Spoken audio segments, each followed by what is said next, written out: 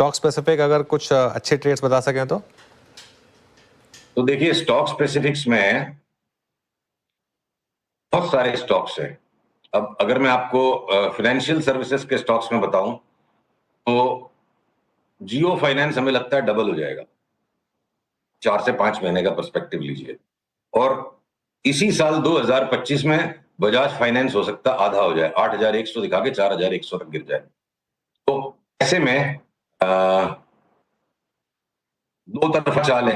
अगर मैं ब्रोकरेज के स्टॉक्स पे आता हूं तो मोतीलाल ओसवाल में भी 1300 की जगह लगती है। 40% हो गया, 900 का स्टॉक 1300 हो जाए तो 40-45% हो गया। एंजल ब्रोकिंग 40-50% बढ़ जाए, पर ये सीडीएसएल बीएसई में 10% बढ़े और उसके बाद लंबा करेक्शन आ जाए, तो अलग अलग जगह स्टॉक्स स्प्रेड आउट है। स्मॉल फाइनेंस बैंक्स मेरे को लगता है, पता नहीं बजट में कुछ जस्टिफिकेशन आ सकता है क्या, बहुत ज्यादा तेजी लग रही है उन स्टॉक्स में, सबके सब 60-70-75% बढ़ जाए।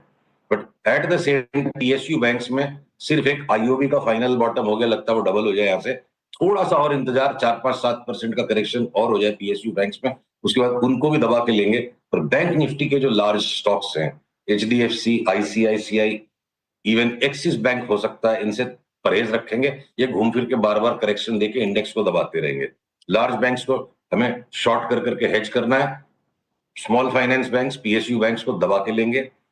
अब आप आ जाओ, अगर मेटल्स की स्पेस में आते हो, अपनी बात पहले भी हुई थी एमओआईएल, अब उसमें एक हायर बॉटम बन रहा है, पर एमओआईएल यहां से लगता है मेरे को डबल हो जाएगा।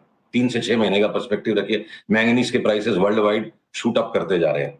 अगर मैं मेटल्स की इस पिक के अलावा बाकी भी मेटल्स में ब्रॉडली करेक्शन हो लिया, थोड़ा सा और जगह बाकी है।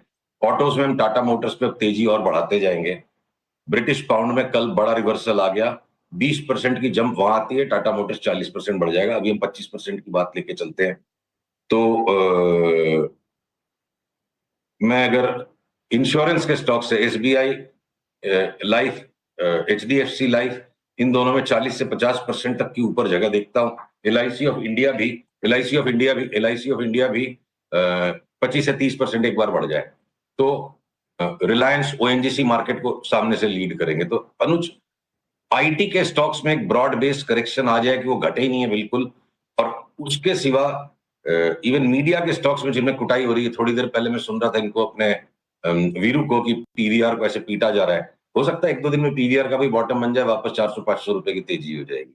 तो सिलेक्टिव करेक्शंस हैं बाजार में, जो बहुत अच्छी बात है। और इंडेक्स एक अलग खेल है, 23,000 को आप बॉटम समझ लो, 26,000 को 27,000 को ऊपर की जगह समझ लो, 2025 का पर्सपेक्टिव है।